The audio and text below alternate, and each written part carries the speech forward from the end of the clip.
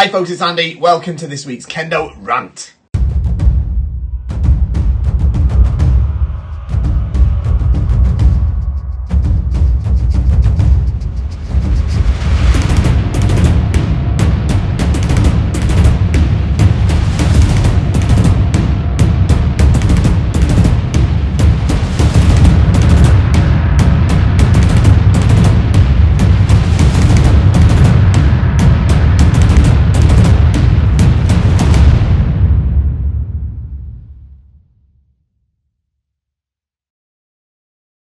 Okay, here we are for another week of fantastic questions. Thank you very much to everybody who sent these in to us. We'll get to them in just a minute. We've got loads, which is great. But before we do, don't forget, like, share, subscribe, you know the YouTube stuff. Shop at KendoStar, the best Kendo equipment site in the universe. Of course, I would say that as I own the place.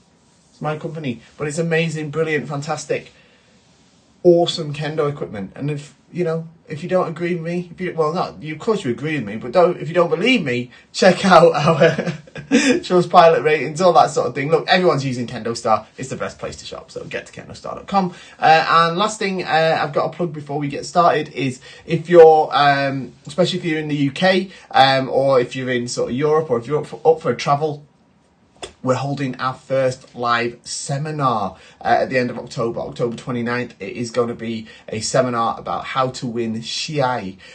So yeah, it's a bit different to your normal sort of seminar, how to pass your grade and stuff like that. But we're going to be talking about ways of how you can have a bit more success in your competitive matches. So there's a link in the description to the Facebook page to that event. So go and check that out now. Tickets are already on sale. Right, okay, let's get to these questions. Right, we've got first one. Hi Andy, I'm finding that I'm bashing my thumb quite badly, especially when going for Imen. Is there any way to correct my grip to avoid this? So there's two things with this. One, probably the easier one to sort of fix if it's the case, and it depends how far into your Kendo journey you are, but you probably find that your grip is probably a little bit too rotated this way. You want to turn it out this way, okay? So turn the wrist a little bit more inwards this way. When you're holding the Shinai, your wrists should be facing each other this way, all right? Not this way. Okay, so that's one thing that could do it. Secondly is part of your timing, all right? It's sort of a phase that pretty much everybody goes through, is bashing their thumb, especially when doing Imen. So there's that too, all right? So there's those two things. Check your grip. If you're sure it's not that, then it's about the way you're timing your strikes, okay? And it's probably a phase you're going through, to be honest.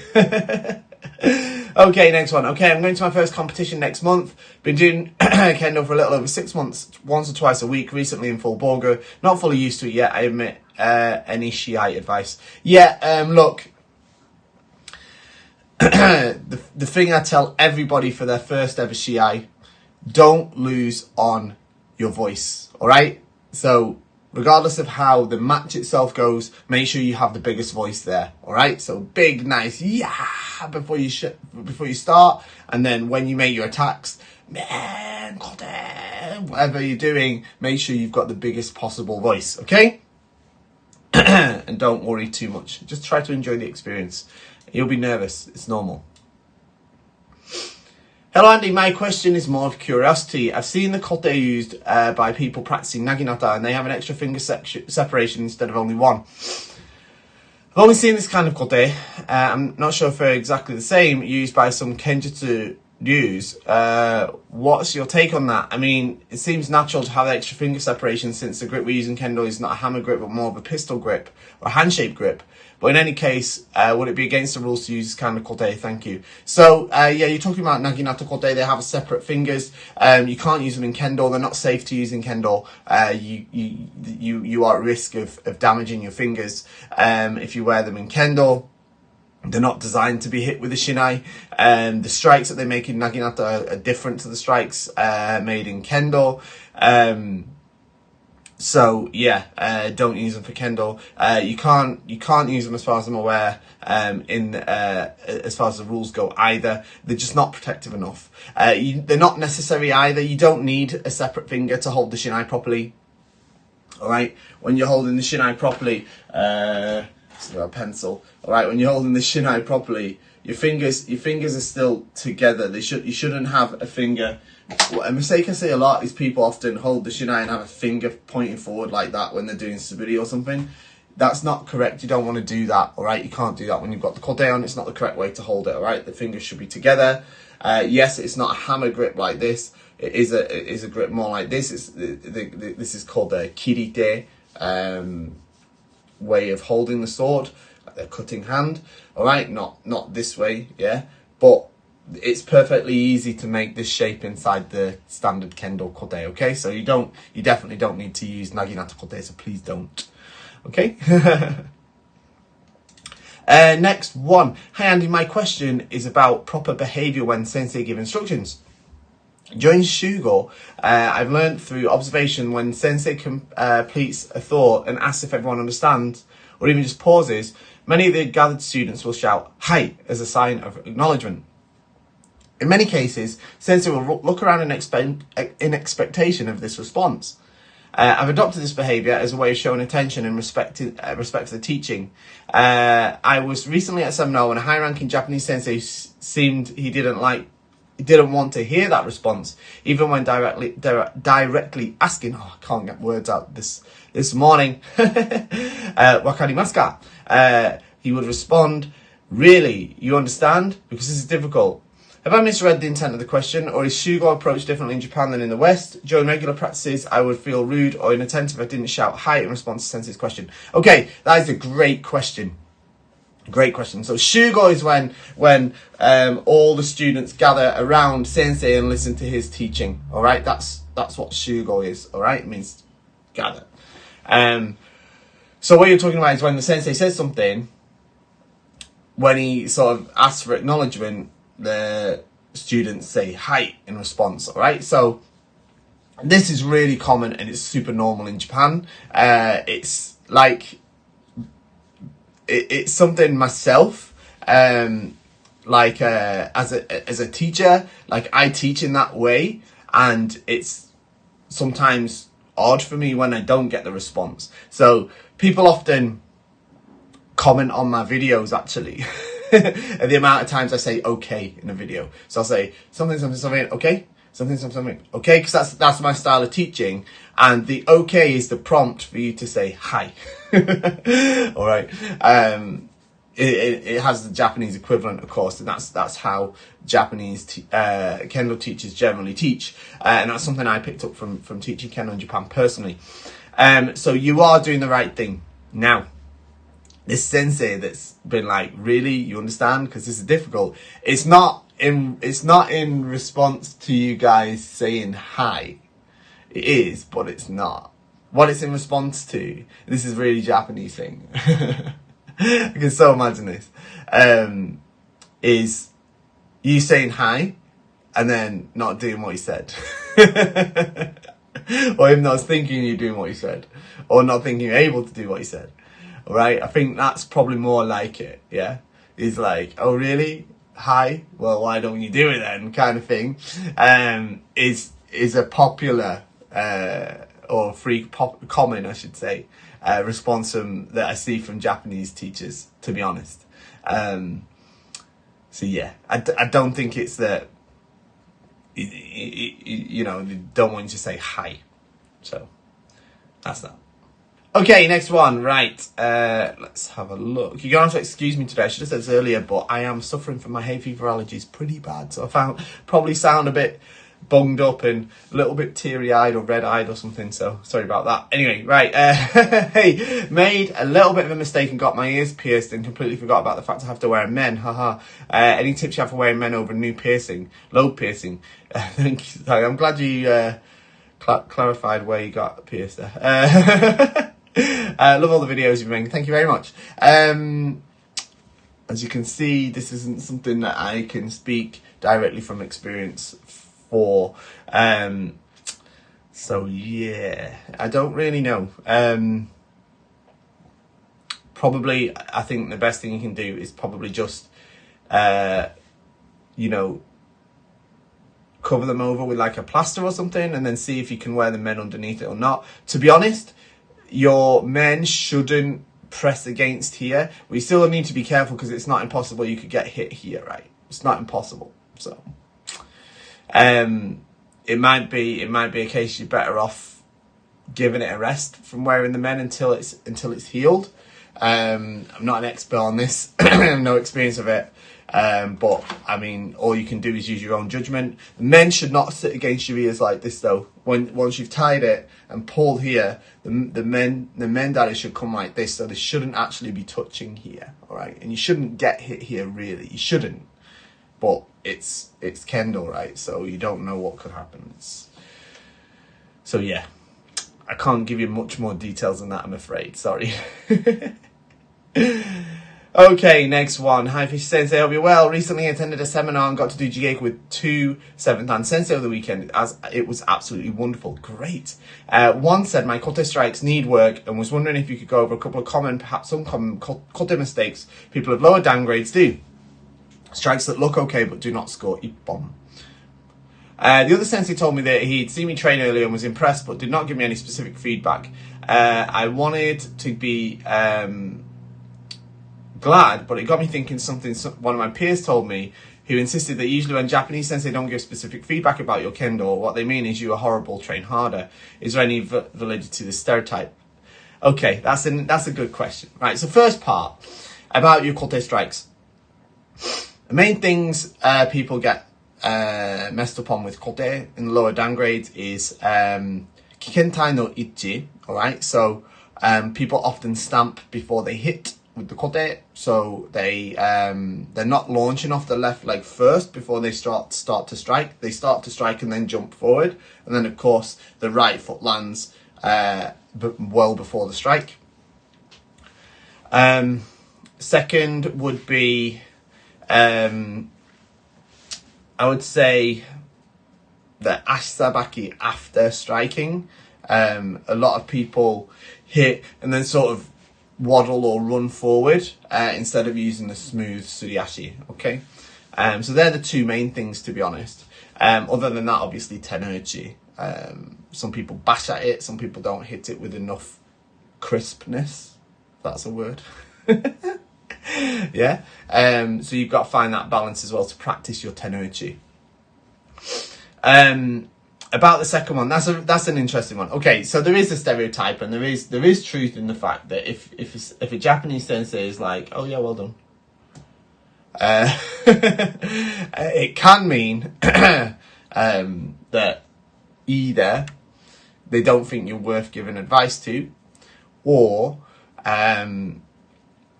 they just didn't notice.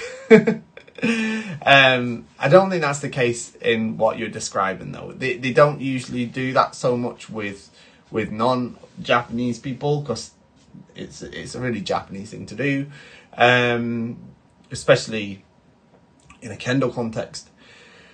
It's probably more like that if you didn't directly practice with him, then he just, he doesn't have anything specific to say. If he only just saw you a little bit, he's like, oh yeah, well done, good, keep it up. That's a pretty generic thing. It's not necessarily negative. It's just, nothing specific. Just keep doing what you're doing. And if he, especially if he didn't get to practice with you directly, I think that's the best way to interpret it. I wouldn't read too much into it. I'm sure he didn't mean that it was terrible. Okay. Train harder though. I think that's a good part of it. Okay, next one. Hi Andy, what's the best thing to practice outside of the dojo? I'm about to start wearing bogu, just so you know where I am on my kendo journey, and practice once a week at the dojo, which is 20 miles away from where I live. Oh, nice and close then, good. There's one of the other members that lives close to me and is roughly the same stage as me. We should practice together, or would this be counterproductive without someone pointing out our errors and correcting us? Should we just be practicing footwork on my own? Also, I'm hoping to grade early next year in the UK. So you're in the UK, great. Do you need to do IQ grades, or can I let you go from 0 to Shodan? See what I did there? Great video series, it's helped me a lot, as well as your other content. So thank you. No, thank you. Also, thank you for your team at KendoStar. I've placed a few orders and had an excellent customer service, and also been emailing your team about Bogu and Kendogi. I'm hoping to order later this week. and they have been so helpful. Please pass on my thanks. Oh, thank you very much. I will do. I certainly will. Right. So, look, 20 miles away from Dojo, especially in the UK, it's not too far, to be honest. It's not that far at all. It's, I mean, I live 10 miles away from the dojo I run myself. So, yeah. Yeah, that's pretty normal stuff there, to be honest. It's not that far. In terms of practicing, the best thing you can do on your own, right? The best thing you can do on your own at the moment, especially if you've only just about to start wearing boga, is watch Kendo. Get an idea of what it actually looks like and what you're supposed to be trying to do. Get on YouTube, watch some of the analysis videos I've done, or like the player introduction videos. I'm doing more of those soon, actually. Watch Zero to Shodan. Watch some tournament videos from Japan, like All Japan Championships videos, so that you can see and try to remember that's what Kendo looks like. All right, that's how Kendo looks, and that's what you're supposed to be trying to do. Yeah, do that. And yeah, if you can meet up with your friend once a week and do a bit of practice together, I don't think that's a problem at all. Just try to follow exactly what your sensei says, or if you can't remember what that is, just watch Zero to Shodan, follow exactly what I say in the video. Just don't make up your own stuff or add your own thing. Just try to follow exactly what they taught you. I don't think that's a problem at all. About grading in the UK, you have to do Ikkyu before you do Shodan. You don't have to do any grades before you do Ikkyu, but you do have to do Ikkyu before you do Shodan, and I'm pretty sure that's everywhere in the world. I think there are some exceptions in Japan where you can jump straight to Shodan for some people in certain stages of the life, but it's not the regular thing. All right, so you have to do Ikkyu, and then you can do Shodan. Okay, yeah. You can't go zero to Shodan, literally. You have to go through the Ikkyu step first. If you get through Ikkyu, you're like more than halfway to Shodan, let's be honest. Next one. Hello, Sensei. Would KS ever consider an Indigo Disk in Dominate option? Yeah, we've done it loads. So if you want it, just email us. It's not something we've listed specifically on the website, because it's not something that many people want.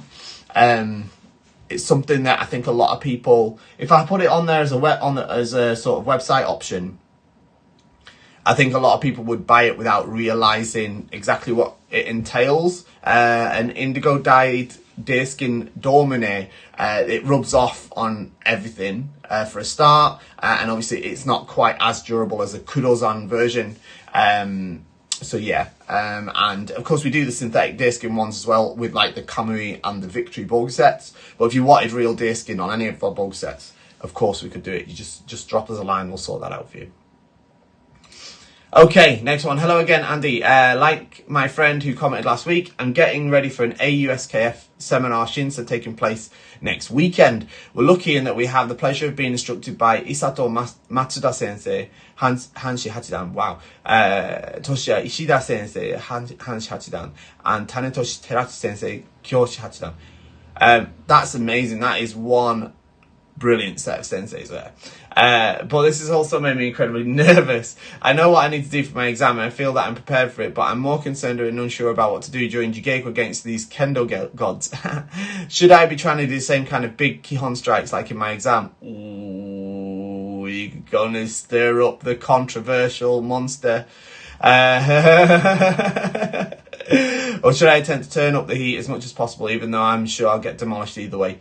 Alright. Fantastic. Congratulations that you're going to get to practice with some of these amazing senseis. That is really, really awesome. Right. Why I said that about the controversial monster is I don't think you need to do big Kihon strikes.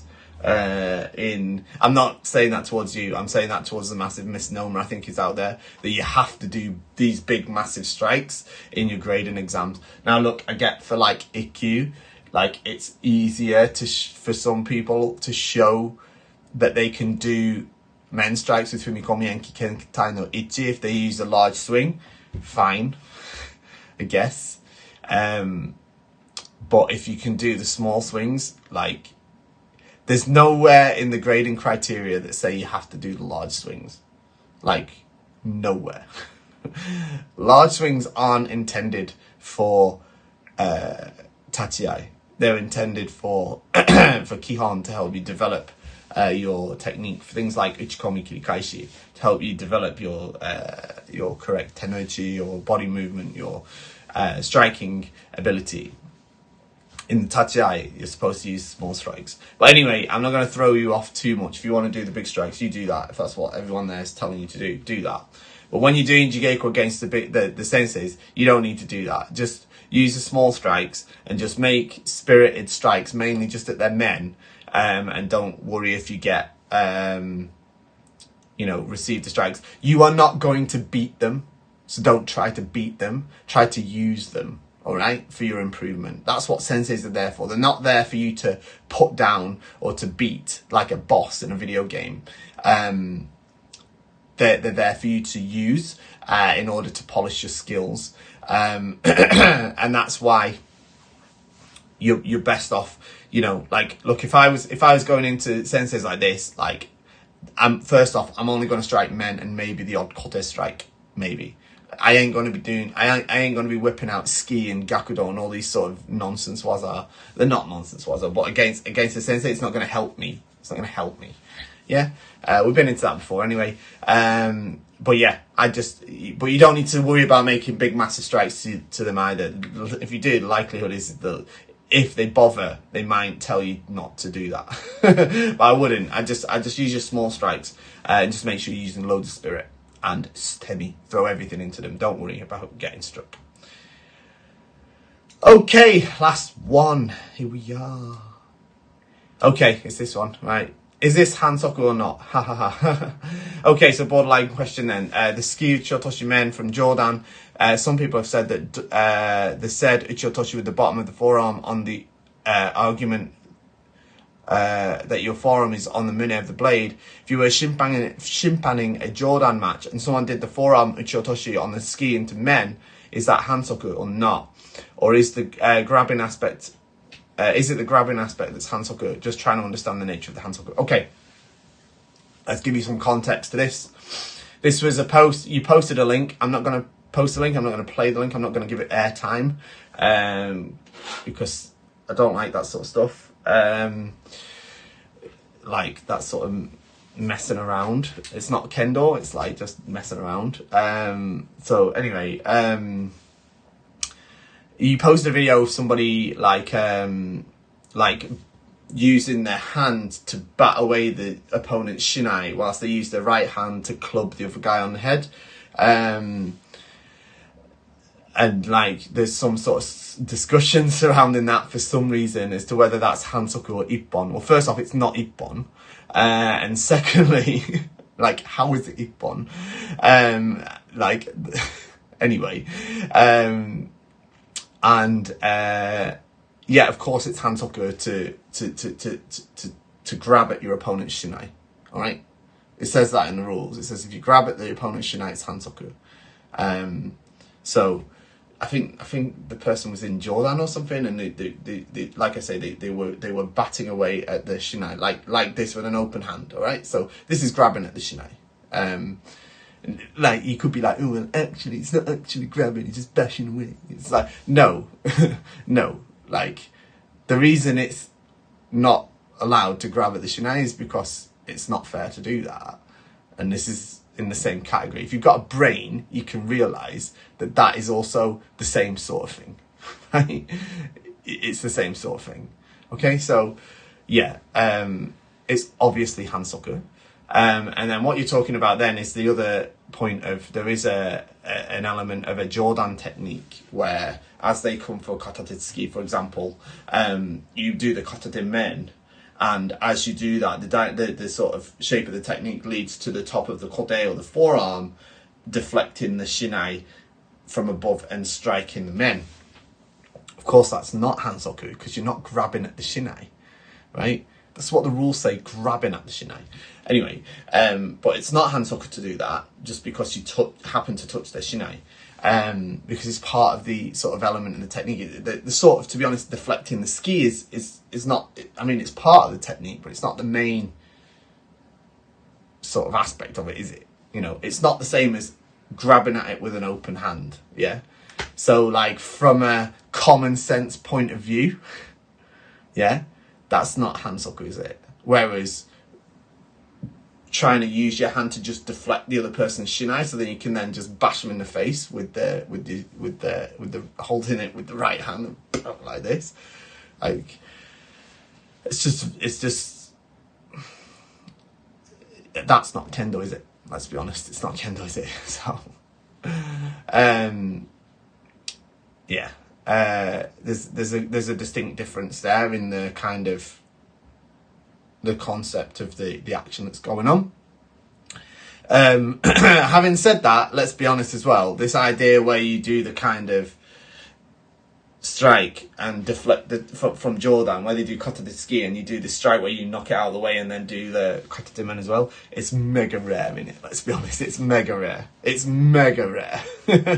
It's super rare. So let's, you know, it's also like, in the real world, it's not something that's going to come up all that much either. But no, it wouldn't be right to give Hansoku for that. But if somebody's going to start messing around and start, like, bashing away with their hands or grabbing at the other person's shinai, of course that's Hansoku. Of course it is.